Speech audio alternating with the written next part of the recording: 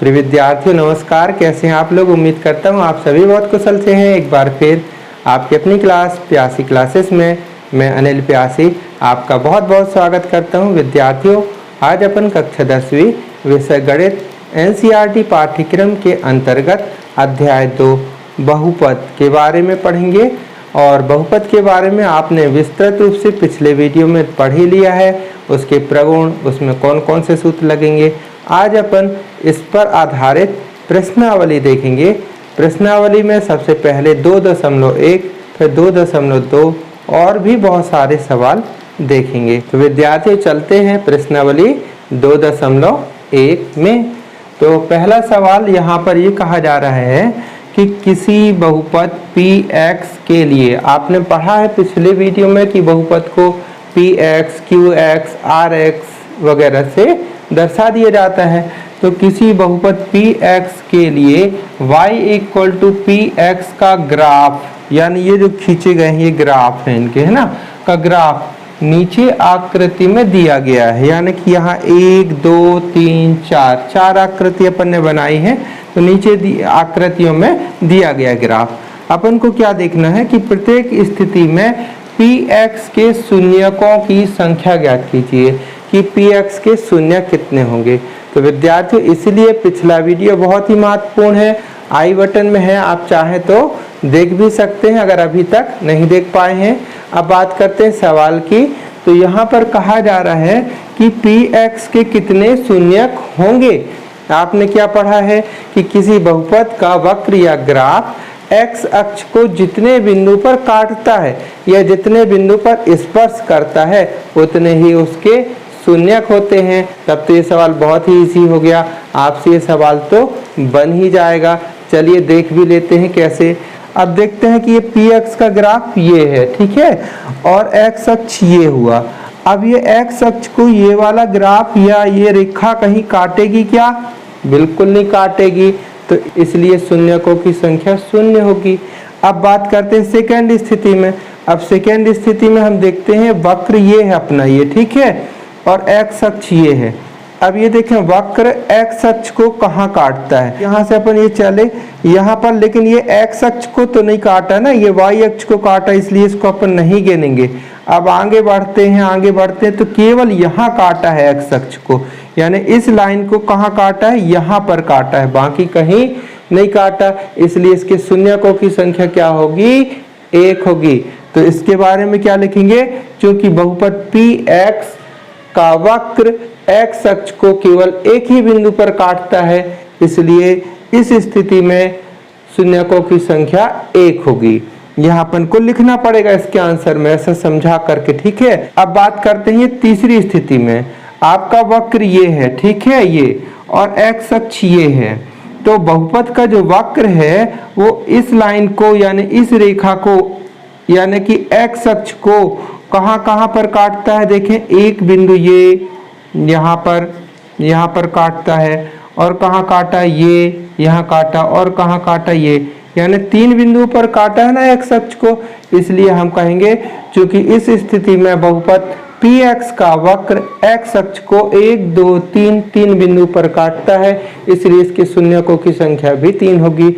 अब आप थोड़ी इसको देख सकते हैं कि क्या होगा। ये वक्र यूं गया, अब ये x अक्ष को यहाँ पर एक बिंदु ये, दूसरा बिंदु ये, 2 बिंदु पर काटा है। तो हम कहेंगे इसके शून्यकों की संख्या कितनी होगी? इस स्थिति में 2 होगी। तो विद्यार्थियों अब एक स्थिति ऐसी अगर आ जाए तो, जैसे कि हम यहाँ पर ये वक्र बना रहे हैं, ये अक्ष बना दिए, ये x अक्ष हो गया, यहाँ x डैश लिख देते हैं अपन, यहाँ y और यहाँ y डैश, ये लंब अक्ष है ना।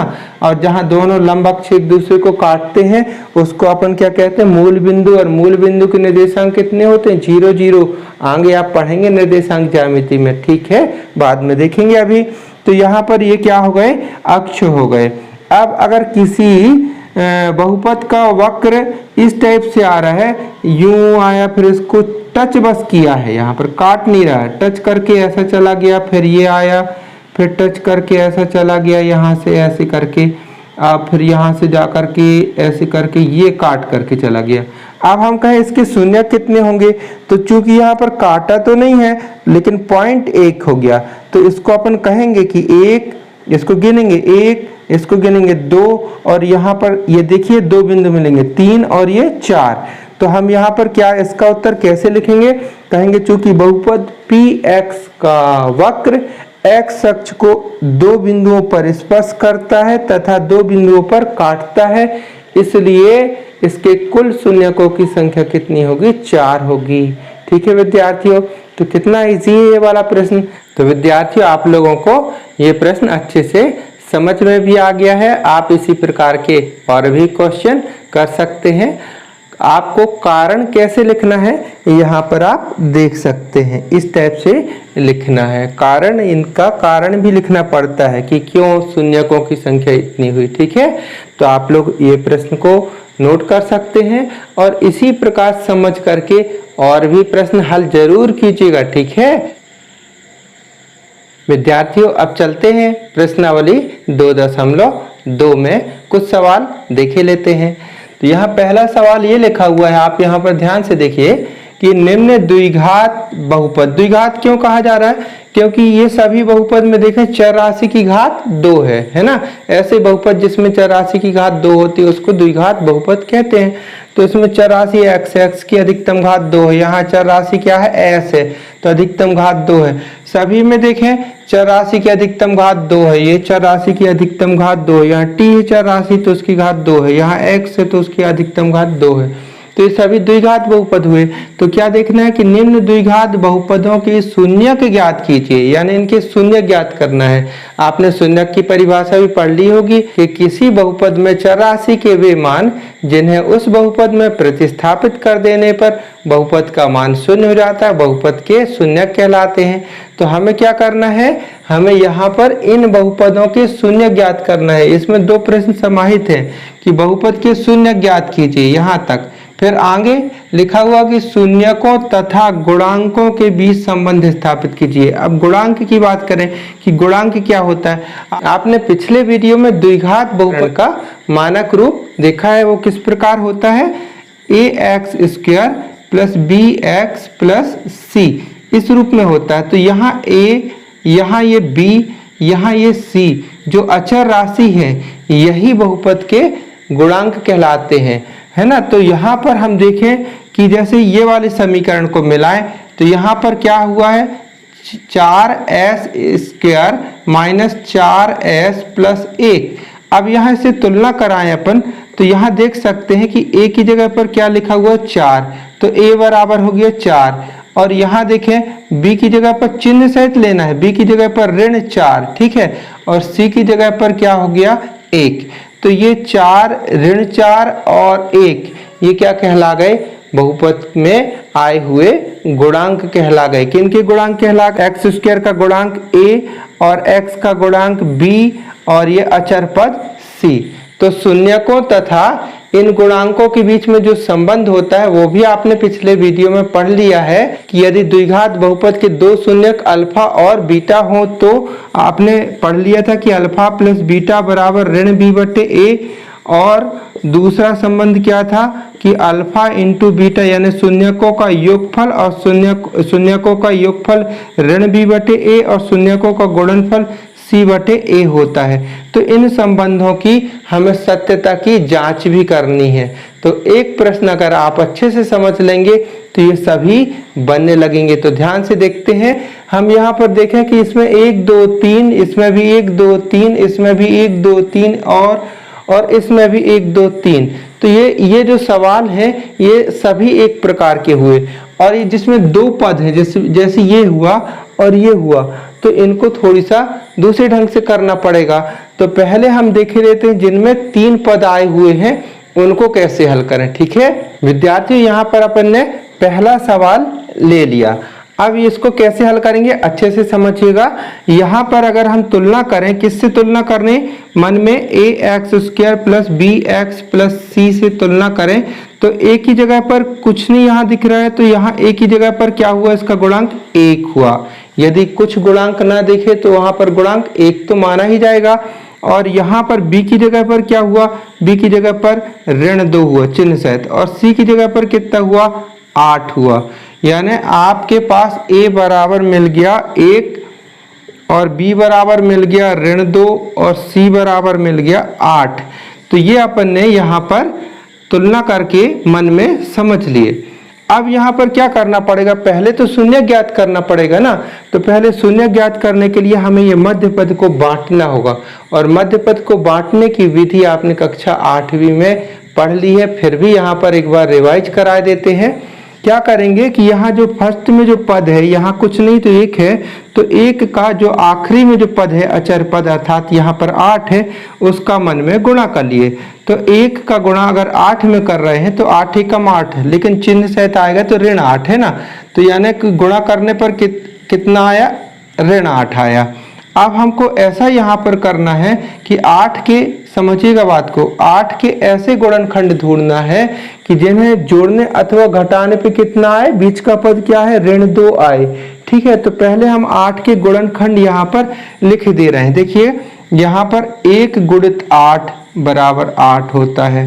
ठीक है, फिर 2 गुणित 4 बराबर भी 8 होता है, फिर 3 का तो जाएगा नहीं, फिर यहाँ पर 4 गुणित 2 लिखने का कोई मतलब नहीं होगा। क्यों नहीं होगा, क्योंकि अब ये रिपीट हो गया। देखिए 2 गुणित 4, 4 गुणित 2, तो केवल हम इतने में ही देखें, इतने में ही देखें। क्या देखें कि क्या आना चाहिए आपस में, इनको आपस में जोड़ने अथवा घटाने पे क्या आ जाना चाहिए, बीच का पद आ जाना चाहिए, यानी ऋण 2 आ जाना चाहिए।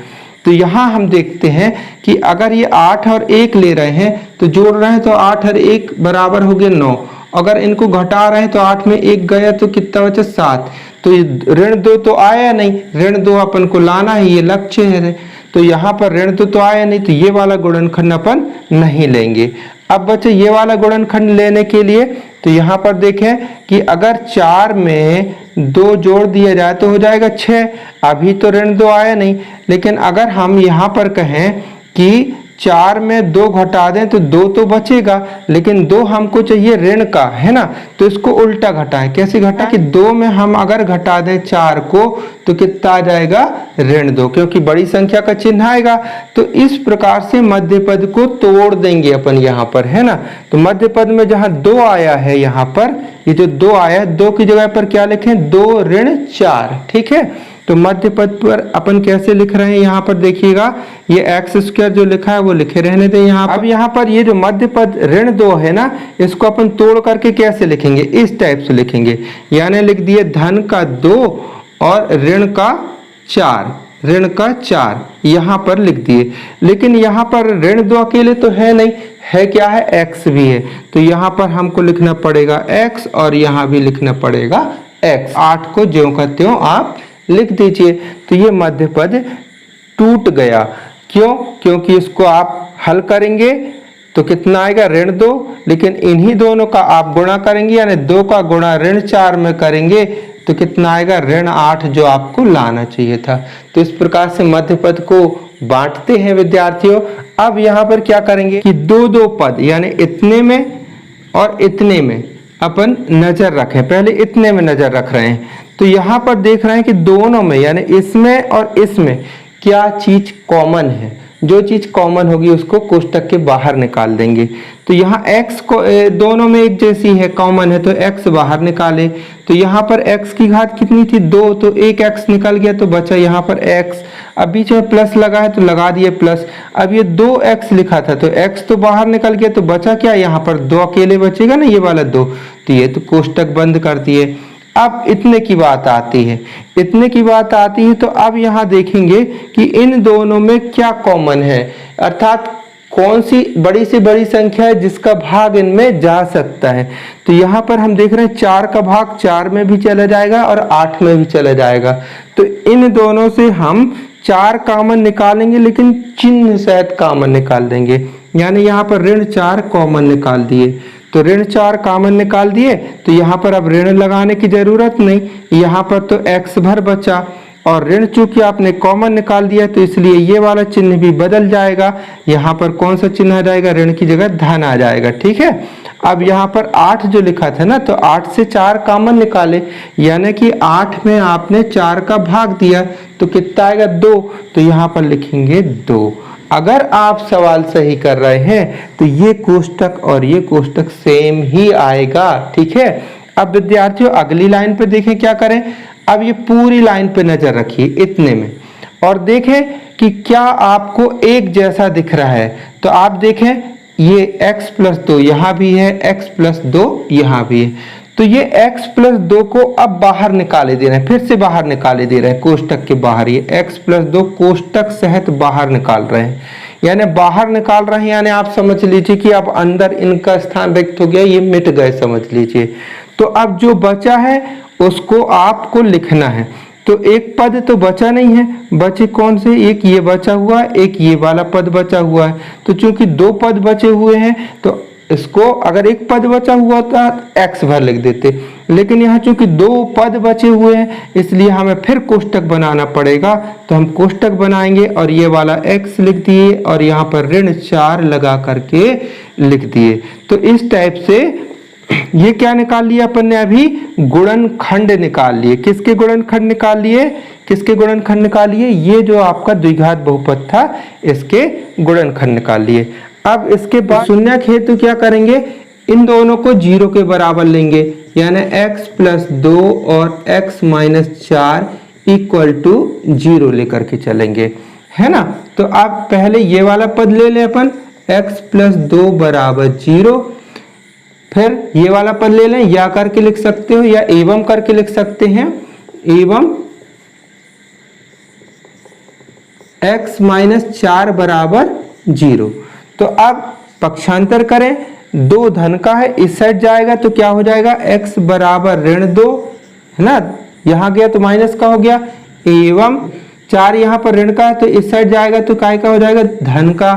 तो ये x बराबर ऋण 2 और x बराबर 4, तो यहाँ पर लिख सकते हैं। अतः शून्य कौन कौन से निकले, अतः शून्य पहला निकल गया ऋण 2 और दूसरा क्या निकल गया 4, तो ये शून्यक निकाल लिए।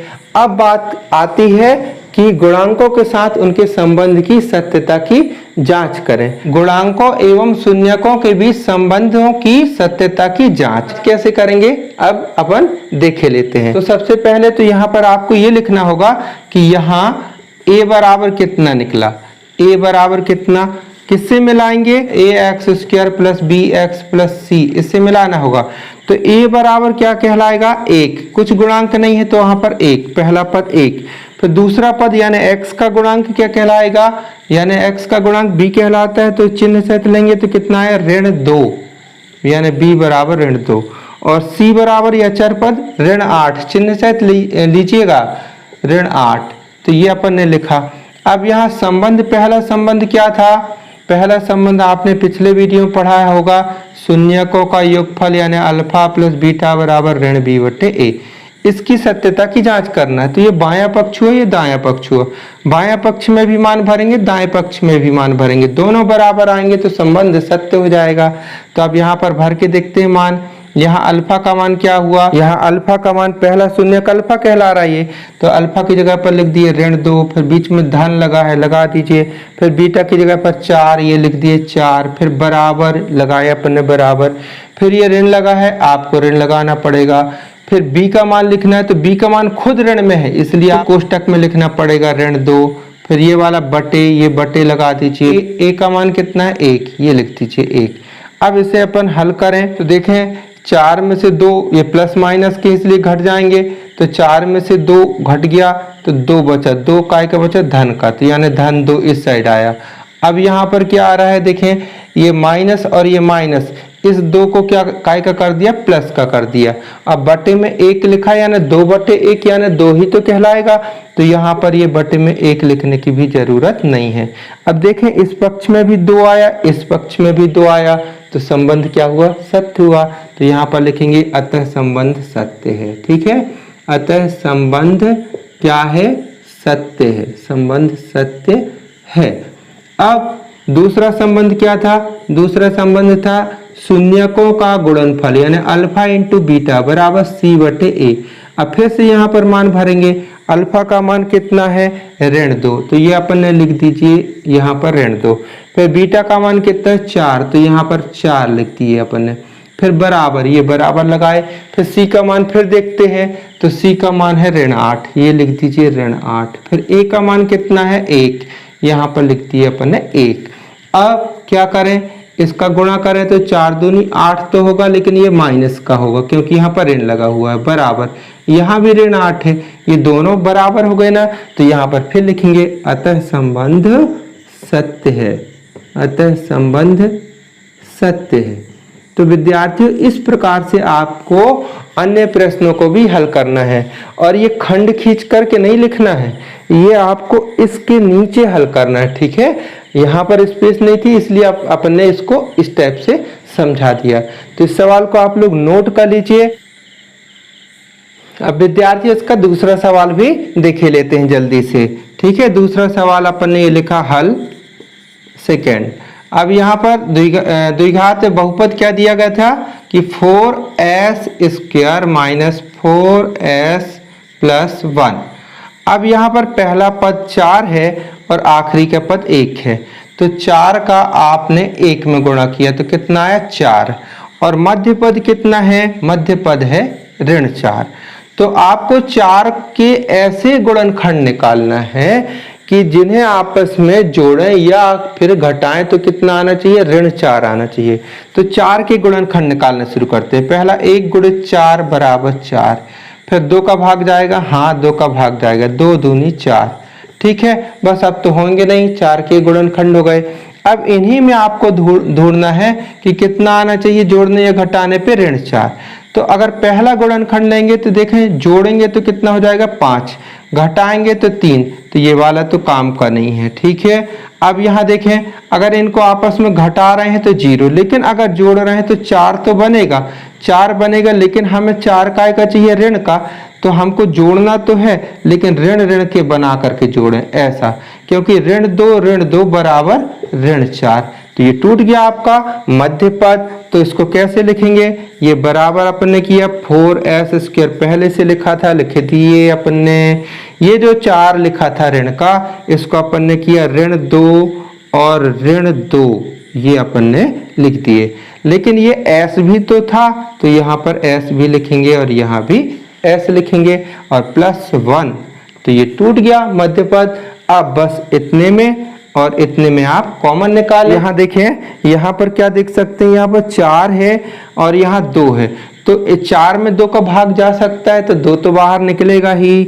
और इसमें s है, यहाँ भी s है। ठीक है, तो s भी निकाल सकते हैं। तो यहाँ देखिए 4 में 2 का भाग दिए तो 2 दूनी 4, 2 अंदर बचा। s की घात 2 थी, 1 निकल गया तो 1 s बचा हुआ है ये। ठीक है, s को अच्छे से बनाइएगा, 5 जैसे ना बना दीजिएगा, है ना, गलत दिखेगा नहीं तो समझ में नहीं आएगा। ठीक है, s। तो अब यहाँ पर क्या कर रहे थे अपन ने, 2s को कॉमन निकाले, तो अब यहाँ 2s पूरा कॉमन निकल गया। तो यहाँ पर ये देखिए ऋण तो ये रहेगा, 2s पूरा बाहर निकल गया तो इसका गुणांक कुछ नहीं बचा, तो 1 बचेगा, वहाँ 1 लिखेंगे, 0 नहीं लिखिएगा। कुछ विद्यार्थी कहते कॉमन निकल गया, कुछ नहीं बचा तो वहाँ 0 लिख दें, नहीं, कॉमन निकलने के बाद भी वहाँ पर गुणांक 1 तो रहेगा। ठीक है, क्योंकि प्रत्येक संख्या का गुणांक 1 तो माना ही जाता है, होता ही है। अब बात आती है यहाँ पर, अब यहाँ कॉमन निकालना है, तो आप फिर यहाँ पर थोड़ी सोच में पड़ जाएंगे कि सर कॉमन कैसे निकले, कुछ भी नहीं निकल रहा है। कुछ भी नहीं निकलेगा तो गुणांक 1 तो सबका गुणांक माना जाता है ना, तो 1 तो सबका गुणांक माना जाता है, तो 1 निकाल लीजिए। तो आप यहाँ से 1 निकाल लेते हैं कॉमन, लेकिन ऋण सहित निकालिएगा जिससे दिक्कत ना हो। ऋण सहित कॉमन निकाल रहे हैं, ये फर्स्ट में ऋण लगा इसलिए ऋण सहित कॉमन निकाल रहे हैं, तो 1 निकाले कॉमन, तो 2 ही रहेगा, 2 1 कम 2, s भी रहेगा, है ना। अब यहाँ पर जो प्लस था, ऋण कॉमन निकाल रहे हैं इसलिए ये वाला चिन्ह बदल जाएगा, काय का हो जाएगा माइनस का, और 1, क्योंकि 1 गुणित 1, 1 के कम 1, ये आपने कॉमन निकाल लिया। अब क्या करें, अभी 2 करके नजर रख रहे थे, अब पूरी लाइन पे नजर रखेंगे तो ये और ये दोनों जगह पर है एक जैसे, तो ये अपन ने कॉमन निकाल दिया 2s, है ना, 2s -1 ये कॉमन निकाल दिए। तो अब यहाँ पर क्या बचा, इन दोनों को छोड़ दें तो बाकी बचा क्या, ये वाला पद और ये वाला पद। चूंकि ये भी 2 है इसलिए इनको अकेले नहीं कोष्टक बना करके लिखना पड़ेगा। ये वाला 2s पहले लिख दीजिए, फिर ये वाला -1 ये लिखिए अपन ने। ठीक है, ये क्या टूट गए, गुणनखंड। अब क्या लिखेंगे, शून्यक हेतु। शून्यक हेतु क्या करें, ये तो दोनों एक जैसे दिख रहे हैं तो एक भी अपन ले सकते हैं, 2s - 1 बराबर 0। एवं दूसरा कोष्टक भी अगर आप लेंगे तो उत्तर वही निकलेगा ये। तो अब यहाँ पर एक को यहाँ पक्षांतर कर दें तो 2s बराबर 1 एवं यहाँ पर भी 2s बराबर 1। आप s का मान निकालना तो s बराबर 1/2, ये पक्षांतर होगा तो बटे में हो जाएगा, इसके गुणा में है चूंकि। एवं यहाँ भी s बराबर 1/2 ही निकलेगा, अर्थात इसके दोनों शून्यक बराबर है ना। यानी अल्फा का मान भी 1/2 निकला और बीटा का मान भी 1/2 निकला। अब आपने शून्यक तो निकाल लिए तो यहाँ लिखेंगे अतः इसके शून्यक 1/2 एवं 1/2 है। ठीक है, यानी दोनों एक जैसे हैं। अब यहाँ पर संबंध की सत्यता की जांच करना है, इसके नीचे लिखना है आपको। वो कैसे करना है वो आपने पिछले सवाल में सीख लिया है, तो उसी प्रकार से अभ्यास कीजिए। अपन यहाँ पर एक विशेष सवाल से दिख रहा होगा आपको तीसरा, तो तीसरा सवाल कैसे करेंगे, आप कहेंगे सर इसमें देखिए पहले x² फिर x आया था फिर अचर पद आया था, यहाँ तो उल्टा पुल्टा दिख रहा है मामला, तो इसको सीधा कर लीजिए, है ना। इसको अपन कैसा बना करके लिखेंगे, 6x² पहले। ठीक है, x की घटती हुई घातों पे अपन चलते हैं, तो ये पहला पद होना चाहिए, दूसरा पद ये होना चाहिए, तो इसको आगे लिख दीजिए। चूंकि पक्षांतर तो कर नहीं रहे तो चिन्ह नहीं बदलेगा, इसको अपन यहाँ पर 7x ऐसे लिख दीजिए और ऋण 3 ये। तो ये सवाल को ऐसा लिखा मान करके और ऐसा लिख करके आपको हल कर लेना है, ये भी बन जाएगा। तो विद्यार्थी ये तीनों सवाल आपसे बन जाएंगे। अब फटाक से एक 2 पद वाला देख लेते हैं। ठीक है विद्यार्थी, यहाँ पर देखते हैं ये चौथे सवाल में यहाँ 2 पद, केवल 2 पद है, तीसरा पद अचर पद नहीं है, तो अचर पद है ही नहीं, तो वहां पर क्या मानेंगे, 0। यानी a बराबर 4, b बराबर 8 और c बराबर कुछ भी नहीं है तो 0 है ना, तो यानी c का मान 0 होगा। एक बात तो ये हुई। अब बात करते हैं हल करने की, तो यहाँ लिखेंगे हल, और बहुपद अपन ने लिख दिए 4u² प्लस 8u। अब यहाँ आपको मध्य पद बांटने में ज्यादा परेशानी नहीं उठानी पड़ेगी। ठीक है, मध्य पद बांटने की आवश्यकता ही नहीं पड़ेगी, क्योंकि यहाँ देखिए अपन 4 दोनों जगह से कॉमन निकलेगा, 4 कॉमन निकाल दीजिए और u दोनों जगह है, u भी निकाल दीजिए। तो 4u निकल गया तो यहाँ पर u बचा, क्योंकि u की घात 2 थी, है ना, फिर बीच में प्लस। अब 4 दूनी 8 तो यहाँ 2 बचेगा और u तो पूरा निकल गया, तो ये आ गया। गुणनखंड तो यहीं आ गए, तो शून्यक तो बहुत आसान है निकालना। तो यहाँ लिखेंगे शून्यक हेतु, शून्यक हेतु। ठीक है, तो यहाँ पर क्या लिखेंगे, पहला ये हुआ तो लिखेंगे 4u बराबर 0 एवं दूसरा पद ये निकल रहा आपका एक प्रकार से, तो u + 2 बराबर 0। अब यहाँ देखें 4 का यहाँ पक्षांतर कर देंगे तो 0/4 बराबर 0 ही होगा, तो ये कितना हो जाएगा कि u बराबर 0। ठीक है, तो यहाँ से हो जाएगा u बराबर 0। ठीक है, अब यहाँ पर देखते हैं, यहाँ पर u बराबर 2 इस साइड पक्षांतर करेंगे तो प्लस से माइनस का हो गया, तो यहाँ शून्यक क्या निकल आए, तो यहाँ लिखेंगे शून्यक, पहला शून्यक निकला, यहाँ लिख देंगे अतः शून्यक, पहला शून्यक निकला अल्फा बराबर 0, ये पहला शून्यक, एवं दूसरा शून्यक बीटा बराबर लिख सकते हैं ऋण 2। तो ये 2 शून्यक निकल आए। अब इसके भी गुणांकों के साथ संबंध की सत्यता की जांच कीजिए। विद्यार्थी ये जो सवाल बचा है इसके बारे में थोड़ी सी हिंट दे देते हैं। वैसे अगर यहाँ 25 होता ना तो बहुत सरल हो जाता है सवाल, फिर भी 25 होता तो कैसे कर सकते हैं अपन, थोड़ी सी समझिएगा। ऐसा 25 होता तो ये पद स्क्वायर में है ना, तो इसको भी अपन स्क्वायर बना देते, t² 5 का वर्ग है ना, फिर यहाँ पर ये वाली समीकरण लगा देते a² - b², एक बार प्लस एक बार माइनस, a ऋण b a + b है ना। तो अगर ऐसा तो है नहीं है तो अब यहाँ पर क्या करें, यहाँ पर आप जबरदस्ती 25 न लिख दीजिएगा, है ना, यहाँ पर 15 ही लिखा हुआ है तो आप 15 लिखें, लेकिन हमको क्या बनाना चाहिए यहाँ पर स्क्वायर। तो एक काम करें, यहाँ पर पहले लगा दें रूट, फिर कोष्टक बना दें और ये कर दें स्क्वायर। तो ये पहला पद हो गया ए स्क्वायर समझ लीजिए इसको, और ये सेकंड पद यानी माइनस बी स्क्वायर। तो ये सर्वसमीका का मतलब क्या होता है, एक बार ऋण ए माइनस बी, दूसरी बार ए प्लस बी, ऐसा गुणनखंड इसके निकल आते हैं। तो इसके हिसाब से ए का मतलब क्या हुआ टी, तो टी माइनस बी का मान √15, ये पहला गुणनखंड निकला। फिर दूसरे कोष्टक में चलें तो ए का मतलब टी, ये लिखे टी, प्लस प्लस लगा दीजिए, बी का मतलब ये कोष्टक में जो लिखा है धन 15, ये ठीक है। तो ये इसके क्या निकल आए, गुणनखंड। अब शून्यक हेतु कैसे करेंगे, जैसे यहाँ पर इसके बराबर 0 और इसके बराबर 0 लेकर के दो शून्यक निकाल लें। अब लास्ट एक सवाल और 2.2 का। यहाँ पर दूसरा सवाल इस प्रकार है कि एक द्विघात बहुपद ज्ञात कीजिए जिसके शून्यकों का योगफल और गुणनफल क्रमशः, यानी ये जो पहला दिया हुआ है ये हो गया आपको योगफल हो गया ये पहला, और ये दूसरा जो दिया है गुणनफल।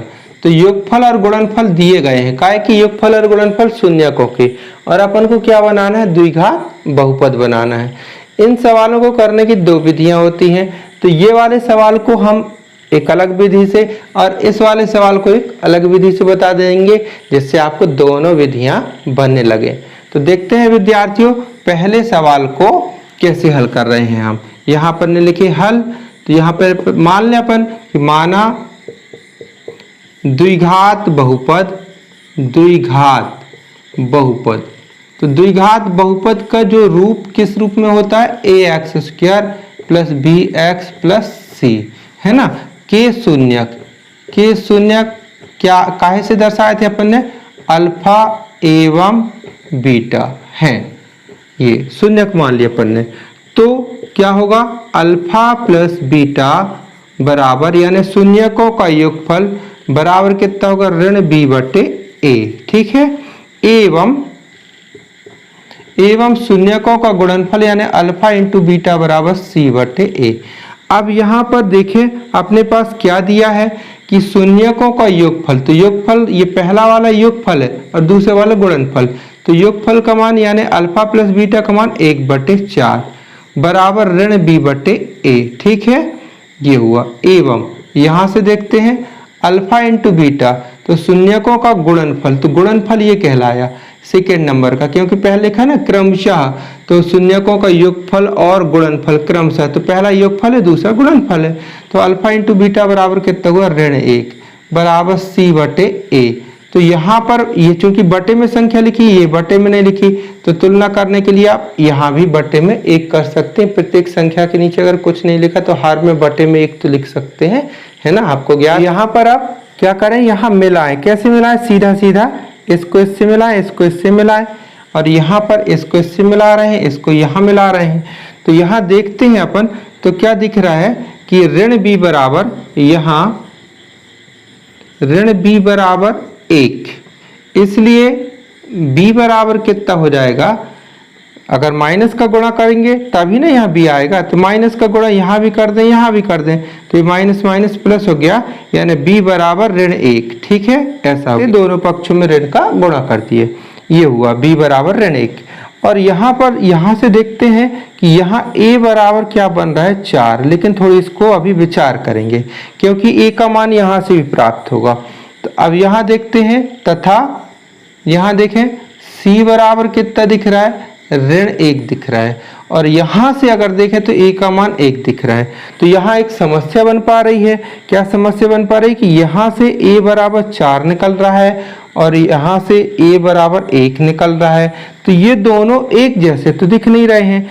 तो हम एक जैसे करने के लिए क्या करें, यहाँ पर अगर हम 4 का गुणा कर दें, कहाँ पर 4 का गुणा कर दें, 1 में, ये वाले 1 में हम 4 का गुणा कर दें, तो a बराबर 4 दोनों जगह से मिल जाएगा। लेकिन गणित में ऐसा होता तो है ही नहीं है ना कि कहीं भी कुछ भी कर दो। यदि आपने कुछ जोड़ा है तो कुछ घटाना पड़ेगा, कुछ गुणा किया है तो कुछ भाग भी देना पड़ेगा, बैलेंस करना पड़ेगा। तो यहाँ पर हमने क्या किया, 4 का गुणा हर में कर रहे हैं, तो 4 का गुणा आपको अंश में भी करना पड़ेगा, यानी इस लाइन को आपको एक बार और हल करना पड़ेगा कि हर में भी 4 का गुणा कर रहे हैं और अंश में भी 4 का गुणा कर रहे हैं।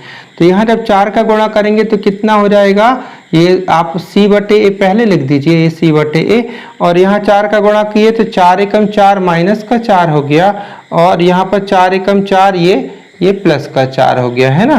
तो ये अपन ने 4 का ऊपर नीचे गुणा कर दिया। क्यों गुणा कर दिए? क्योंकि अभी आपने समझ लिया दोनों को एक रूपता बनाने के लिए।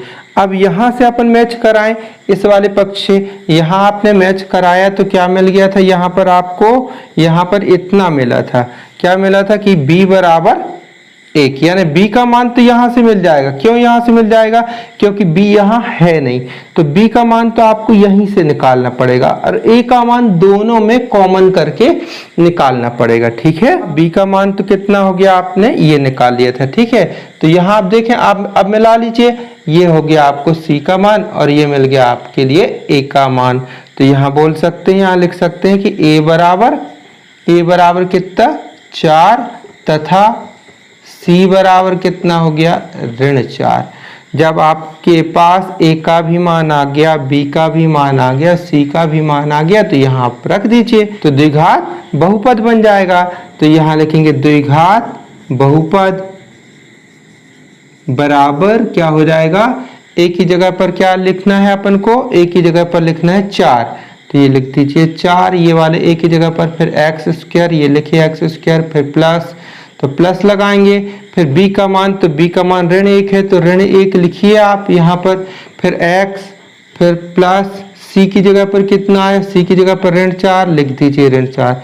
चिन्हों को थोड़ी और हल कर दें, ये 4x स्क्वायर, ये देखिए प्लस माइनस का माइनस, 1 का गुणा x में करेंगे इतना ही आएगा, प्लस माइनस का माइनस, ये, तो ये आपका ये आंसर आ गया, क्या बन गया, द्विघात बहुपद। विद्यार्थियों, अब दूसरा सवाल अपन सूत्र विधि से देख लेते हैं।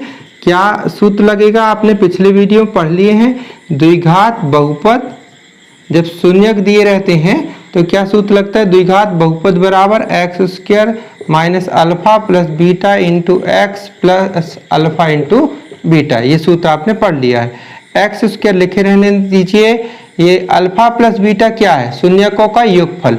तो शून्यकों का योगफल क्या कहलाया, ये योगफल है, ये पहला वाला, और दूसरा वाला ये गुणनफल है, ये गुणनफल है।